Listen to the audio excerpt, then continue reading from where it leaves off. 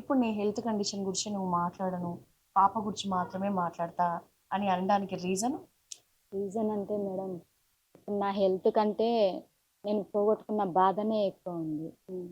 నేను నా హెల్త్ గురించి మాట్లాడడం అంటే, నాకు పాప గురించి అసలు ఎంతమంది మేము న్యాయం చేస్తాము, మీ వెనక ఉంటున్నాము, మేము చూసుకుంటున్నాము అని చాలా మంది చాలా రకాలుగా మాకు ధైర్యాన్ని ఇస్తున్నారు. కానీ అది మాత్రం జరగట్లేదు.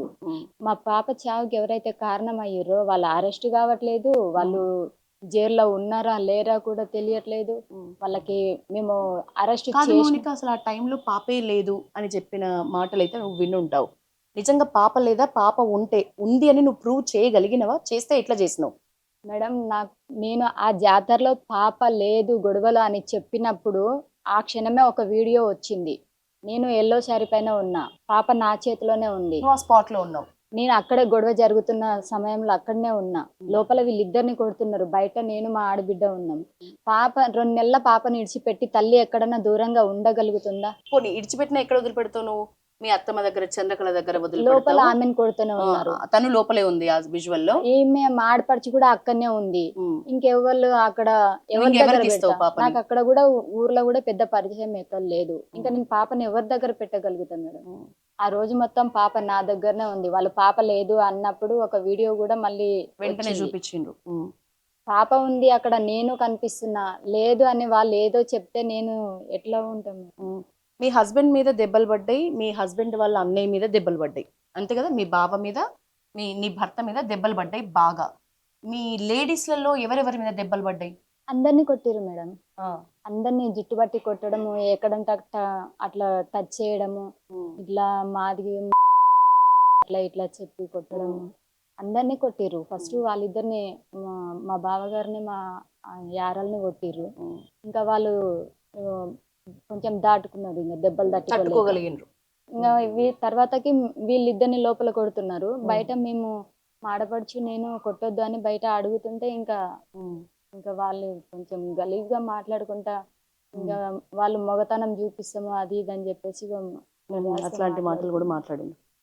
మౌనిక, ఇప్పుడు నువ్వు వీళ్ళ ఇంటికి ఒక కోడలుగా వచ్చినావు కదా, వేరే కాస్ట్ అవ్వటం వల్లే ఇంత ఇన్సిడెంట్ జరిగింది అనే ఒక బాధ నీలో క్యారీ అవుతుందా? లేకపోతే నీకు వస్తున్న ఆలోచనలు ఏంటి?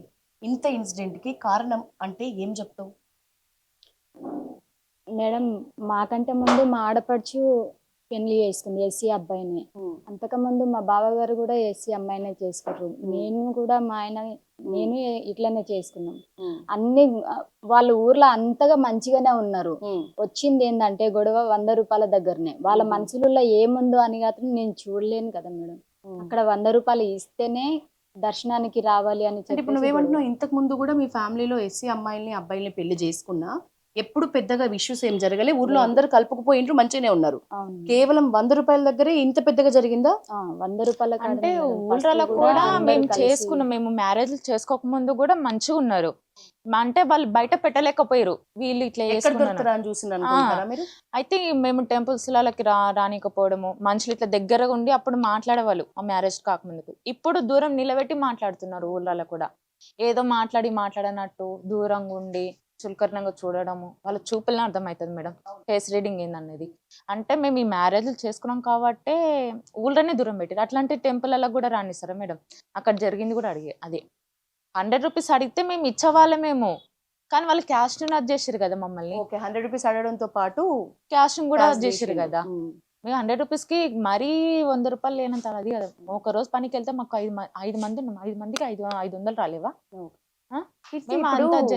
నిజంగా దర్శనం కోసం వెళ్ళిన పిల్లలు గొడవ అవుతుంటే ఆ 100 రూపాయలు ఏదో అడిగి ఇచ్చేసి వెళ్ళుంటే బాగుండేది కదా.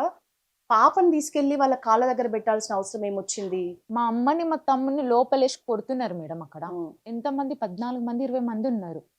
మమ్మల్ని కూడా కొడుతున్నారు ఆడవాళ్ళని. వాళ్ళని ఎంత బతిలమాడుకున్నా ఎంత చేసినా కూడా అసలుకి కనికరం చూపించలేదు. ఆడవాళ్ళని కూడా కనీసం మొక్కలు కూడా చూడలేదు. గలీజ్గా తిడుతున్నారు. మా జడలు బట్టి గుంజు కొట్టడము, ఒంగబెట్టి గుద్దడము, చెంపల మీద కొట్టడము, ఎదల మీద చేతులు లాగడము చాలా జరిగినాయి. చాలా జరిగినాయి మేడం. వాళ్ళు డైరెక్ట్ ఇంతవరకు కూడా అసలుకి మా అమ్మ వాళ్ళు కానీ అసలుకి నా పేరంటే తెలుసు కానీ నేను ఇలా గొడవల కోత ఇట్లా అన్ని ఎవ్వరు చెప్పరు కూడా.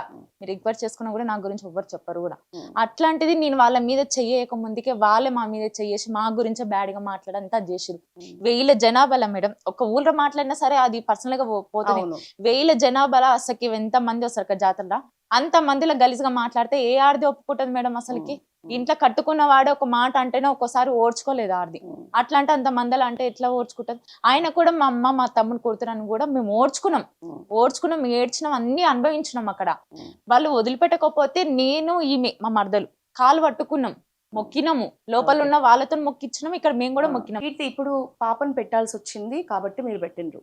నిజానికి ఎందుకు పాపను తన్నిన ఆనవాళ్ళు మనకు రిపోర్ట్స్ లో రాలేదు. ఫోరెన్సిక్ రిపోర్ట్ లో పాపను తన్నినట్టు కానీ పాపకు గాయాలు కానీ బయట పడలేదు అని అధికారులు చెప్తున్న మాటలు మనకు తెలుస్తున్నాయి. ఎట్లా మరి ఇది ఎట్లా జరిగిందంటారు మీ అభిప్రాయం ప్రకారం? అది వాళ్ళ ఆలోచన మేడం, అది వాళ్ళు క్లియర్ చేస్తారు, అది మేము కాదు కదా. మేము ఉన్న నిజం చెప్తున్నాం అక్కడ. మేము పసిపిల్ల మీద దేవుని మీద అబద్ధాలు ఆడాల్సినంత మాకు అవసరం లేదు. ఎందుకంటే మేము కూలీనాలు చేసుకొని బతికిన వాళ్ళం, మాకు అబద్ధం తెలీదు, మేము నిజమే మాట్లాడతాం. వాళ్ళు ఉన్న వాళ్ళు ఏదైనా క్లియర్ చేయొచ్చు, వాళ్ళు ఏదైనా చేయగలుగుతారు, డబ్బుతో ఏదైనా కొనగలుగుతారు. మేము లేమో మతం కొనలేము. ఎవరు ఉన్నదే పెట్టిండ్రు నిజం వాళ్ళకు మాట్లాడతాం. కాళ్ళ మీద పాప? మా ఈమెనే పెట్టింది, ఇద్దరం ఉన్నాం, ఇద్దరం ఇద్దరు అనుకునే పక్క పక్కనే పెట్టేసి ఉన్నారు. పెట్టిన తర్వాత నిజంగా ఈడ్చి తనినంత పని చేస్తే ఎంత దూరంలో పడింది పాప? ఈ నుండి ఇక్కడ మా అమ్మ అంత దూరం పోయి పడ్డది మేడం. ఒక అడుగు దూరంలో పడింది. పడ్డది. పడిన తర్వాత మీరు ఎత్తుకున్నారు పాపని? నేను అప్పుడు తీసుకున్నా. పాప అయితే ఈ పాపని తన్నిని ఎంబడే అంత దూరం పోయి పడ్డది కదా, ఈమెను కూడా కొట్టిరు. అప్పుడు ఇట్లా చేసి నూకిరు కదా, అక్కడ ఇట్లా లైన్ కట్టెల్లాగా కట్టిరు మేడం, ఒక లైన్ దానికేసి తగులుకున్నది. మీ బాగాలేదు కదా మేడం. అవును. అప్పుడు ఎట్లా ఉంటది అసలుకి మైండ్, చిన్న ఇట్లా ఏదన్నా అవును. తాకంగానే అసలుకి అదైపోతుంది. ఈమె తాక అట్లా పడిపోయింది, నన్ను కూడా కింద వేసిరు. అప్పటికి జడబట్టి నన్ను కింద వేసిరు. అయితే పాపని మళ్ళీ ఎవరైనా తొక్కుతారేమో అని చెప్పేసి నేను ఎంబడి నువ్వు తీసుకున్నా. తీసుకున్నావు. తీసుకున్న తర్వాత ఈమెను లేపిన, ఇట్లా పట్టుకొని ఈమెను లేపి పక్క కూర్చోబెట్టి ఈమెకి ఇచ్చిన బేబీని, పాలు పట్టించు ఏడుస్తుంది. ఎంత గట్టిగా ఏడ్చిందంటే అంత దూరం గోంగనే బుక్క బట్టి గట్టి ఊపిరి పట్టి ఏడ్చింది మేడం.